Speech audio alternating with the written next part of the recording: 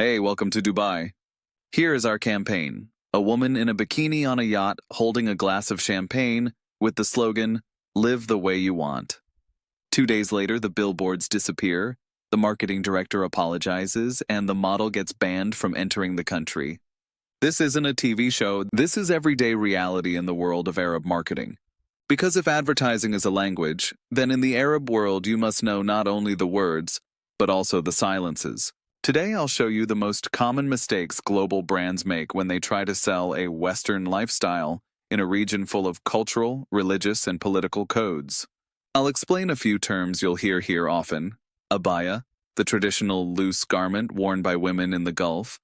Dishdasha, the men's long robe. Hijab, the headscarf covering the hair.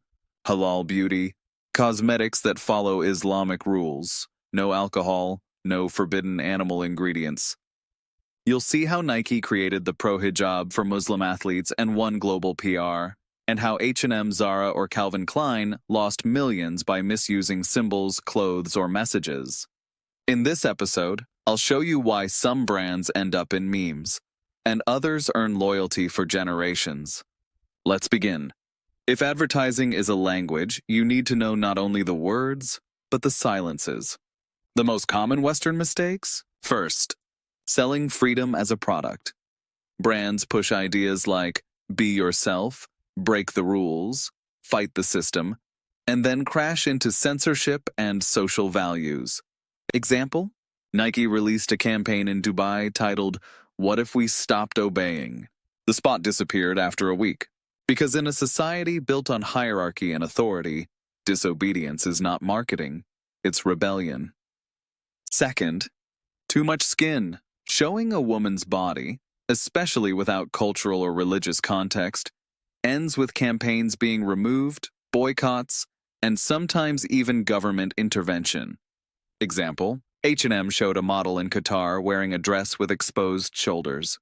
The campaign was removed from malls, even though in Sweden it was part of an eco-fashion push. Third, faces and symbols you don't understand.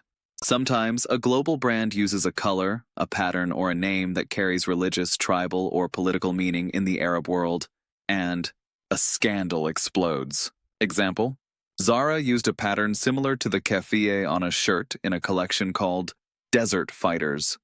After public outrage, the campaign was withdrawn. It was seen as exploiting a Palestinian resistance symbol. Things brands often don't know. Don't show a left shoe alone in a shoe ad. It's considered unclean.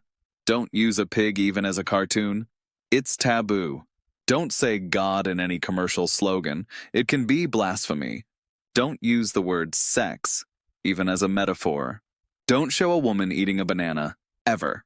Sounds funny? That's the cultural collision that costs millions and years of reputation recovery. Western values are not universal values. Inclusion based on racial diversity is fine. Gender fluidity, very risky. LGBTQ+ themes, illegal in many Gulf countries. Atheist motifs, completely forbidden. A campaign meant as progressive may be seen as offensive. Example, Levi's ran a campaign with a homosexual couple in Morocco. It triggered protests, fines, and a retail boycott. And when brands try to Arabize their ads, they sometimes lose again.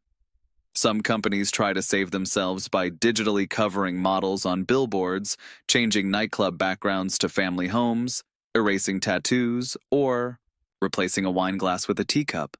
Sometimes it works, sometimes it looks like panic. Example?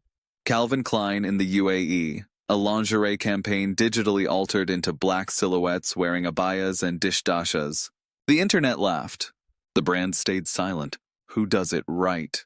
A few brands learn to play by local rules and win. Pepsi Arabia, local celebrities, Ramadan storytelling, Arabic music, family values. L'Oreal Middle East, hijabi influencers, halal product lines, consultations with scholars. Nike Pro Hijab, a product built for Muslim women, promoted by regional athletes. A global success. The key? Authenticity, humility, local partnerships, respect. What does the Good West look like to an Arab consumer? Luxury, but with class, progress, but without provocation, diversity, but told with empathy. A brand that listens before it speaks.